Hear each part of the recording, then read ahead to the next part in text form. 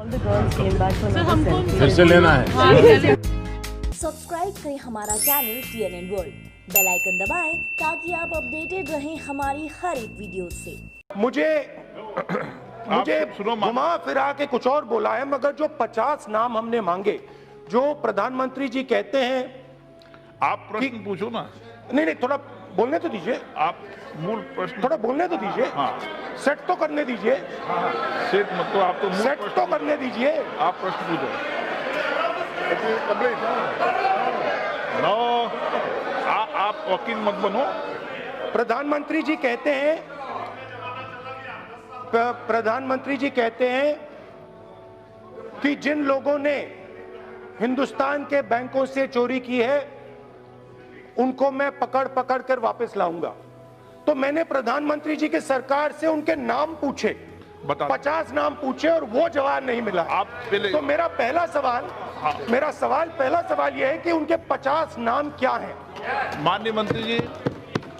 Vice finance minister, माननीय अध्यक्ष जी,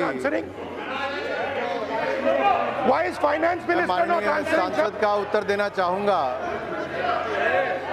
ये जानने की आवश्यकता है कि भारतीय जिस तरह से खराब दृष्टि से सवाल पूछा गया, मुझे लगता है इसका उत्तर अधिरंजन जी, आप उत्तर सुनिए।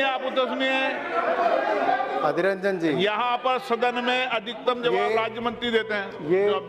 ये समझना बहुत आवश्यक है सर कि आखिर हुआ क्या, कब हुआ, कैसे हुआ। क्योंकि अगर इतनी भूमिका बांधकर इस बात को कहा गया है तो सर मुझे लगता है क्योंकि इनको पता है कि कमियां कहां पर है, इसलिए उत्तर नहीं सुनना चाहते। अगर सवाल पूछा